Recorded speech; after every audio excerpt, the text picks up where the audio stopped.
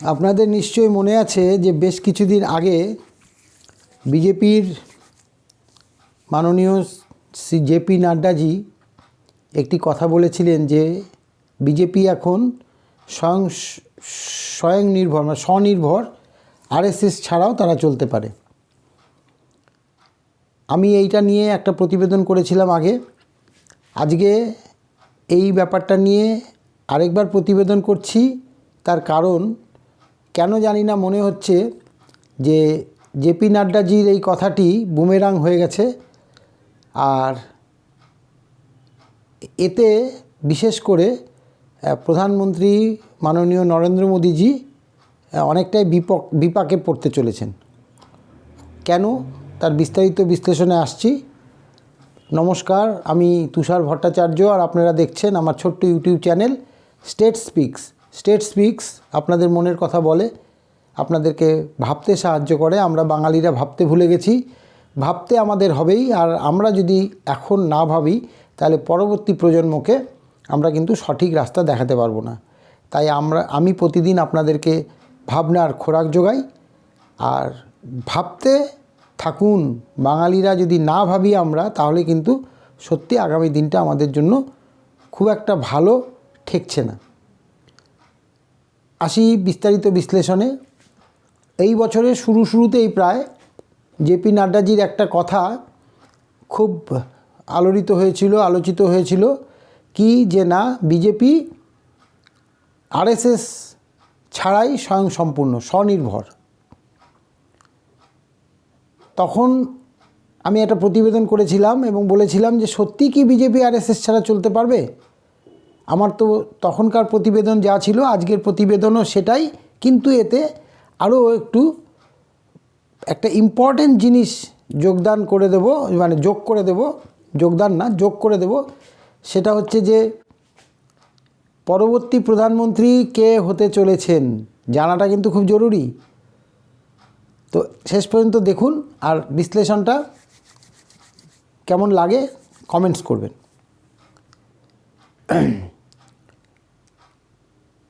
দুটো রাজ্যের সদ্য সমাপ্ত ইলেকশনে, একটা ঝাড়খণ্ড আর একটা মহারাষ্ট্র, দুটো ইলেকশনেই যখন ভোটের দামামাটা বেজে গেল, তখন মহারাষ্ট্রের ফডনবিস আর উত্তরপ্রদেশের যোগীজি, এই দুজনেই কিন্তু দৌড়েছিলেন মোহন ভাগবতের কাছে। পরিষ্কার চিত্রনাট্য তৈরি হলো তখনই। ভাবতে হবে, বুঝতে হবে।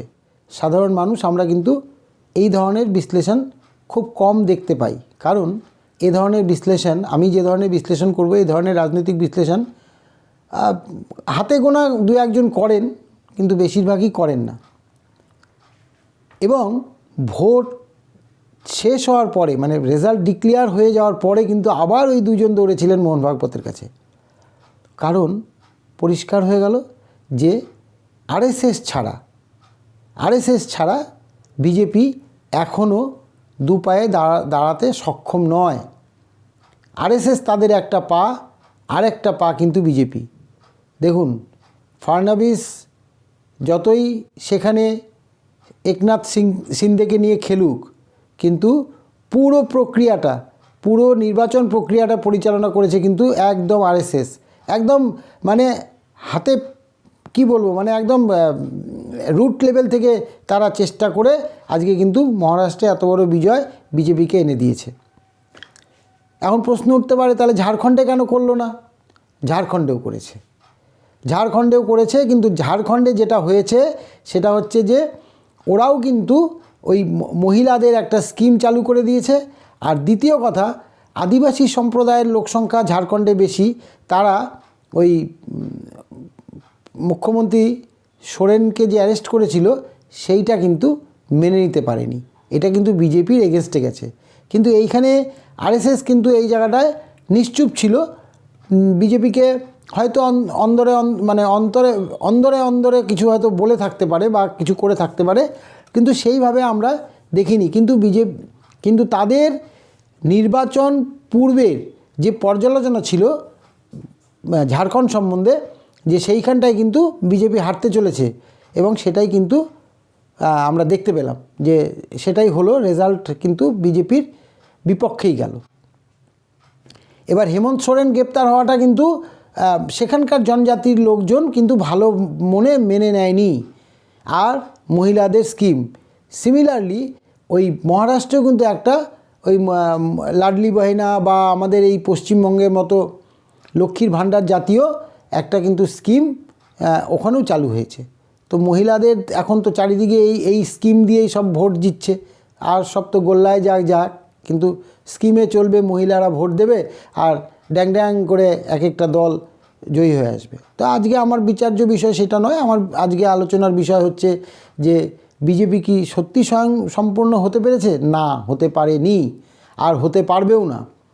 কারণ এখানে যে গেমটা চলে সেই গেমটাতে কিন্তু হয়তো প্রথম 5-6 বছর বিজেপি সরকার আসার পর থেকে, 14 সালে বিজেপি সরকার আসে, তারপর থেকে প্রথম 5-6 বছর কিন্তু সত্যি আরএসএস অনেকটা চাপের মধ্যে ছিল নরেন্দ্র মোদীর মানে এক নায়কতন্ত্রের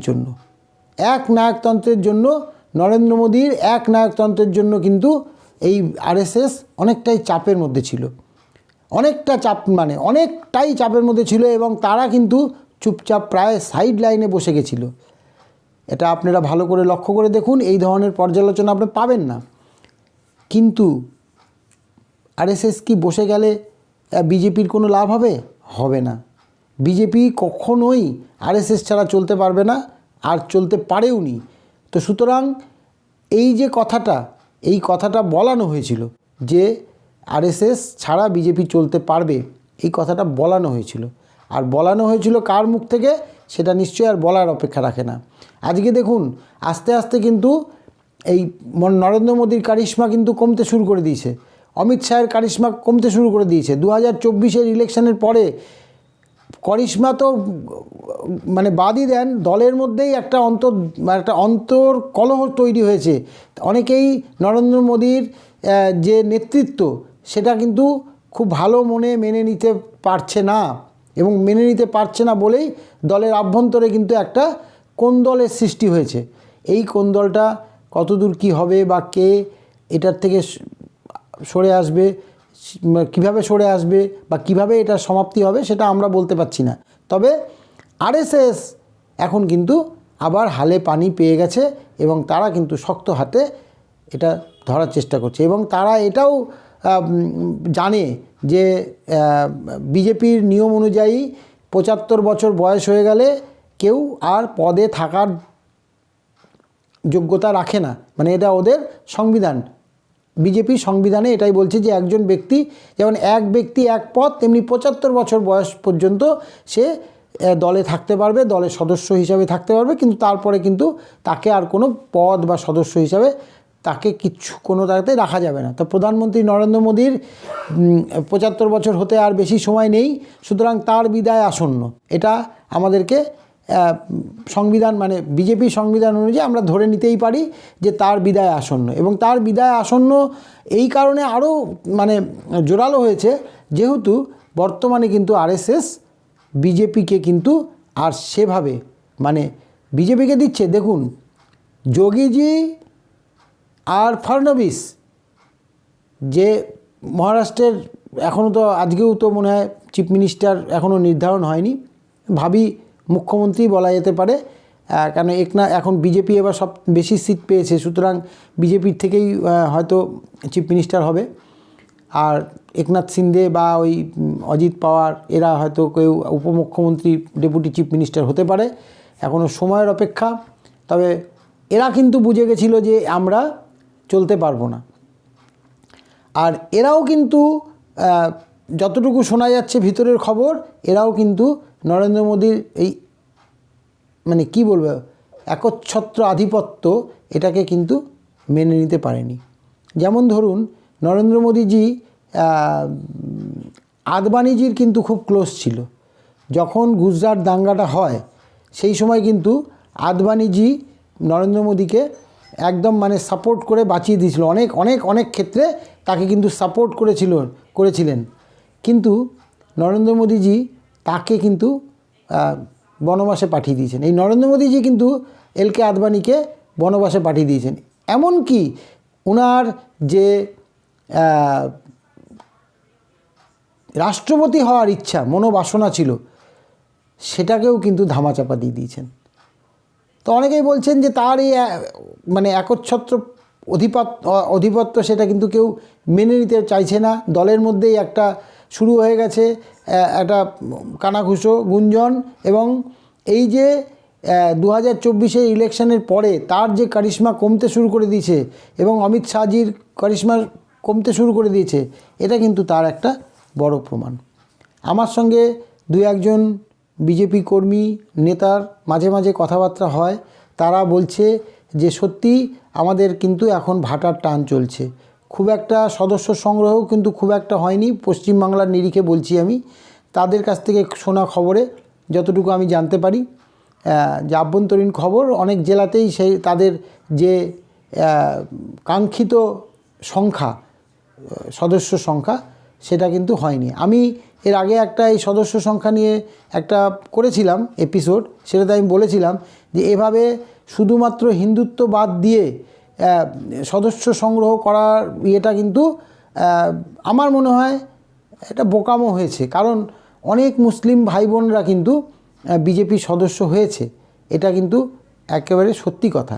তো তাদের ওই বাঙালি হিন্দুত্বকে ধরে রাখতে গেলে বিজেপিকে ভোট দিতে হবে, এ ধরনের কোনো মানে হ্যান্ডবিল না বার করলেই মনে হয় ভালো হতো।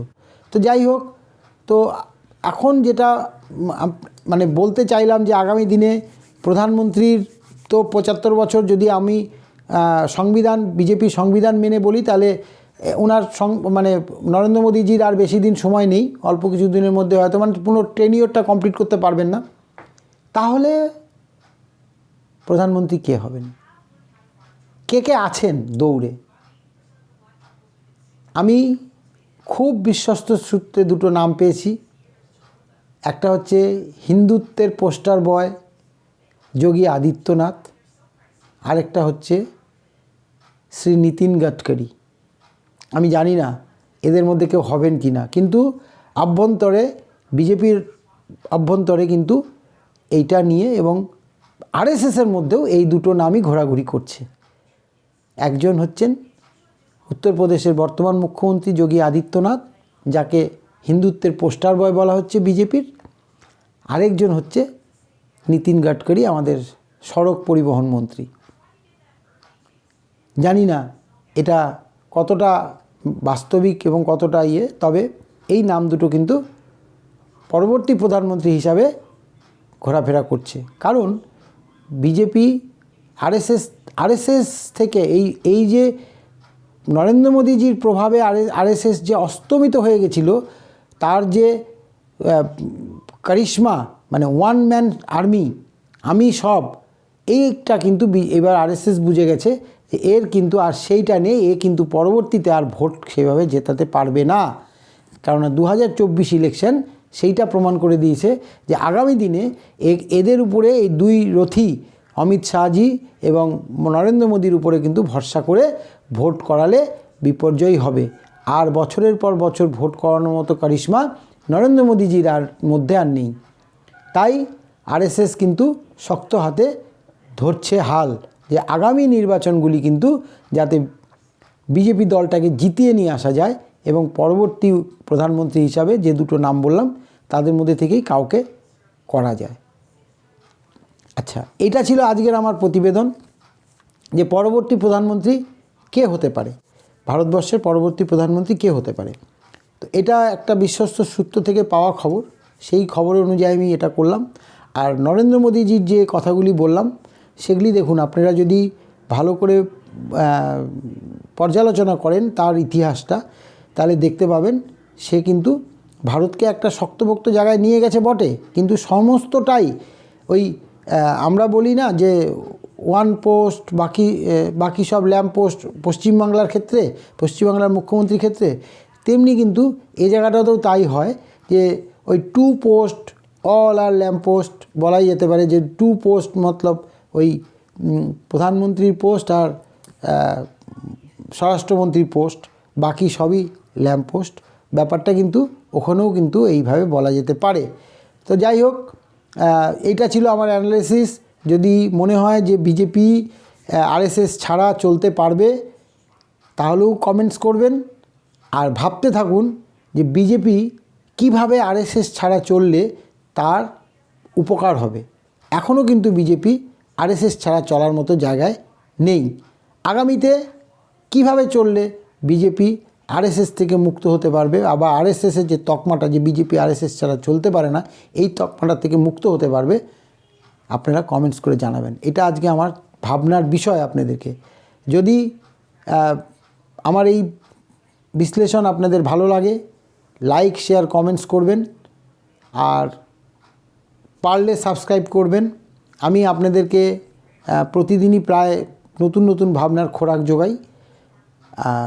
সুস্থ থাকবেন, ভালো থাকবেন, আনন্দে থাকবেন। আনন্দে থাকাটা কিন্তু খুব জরুরি।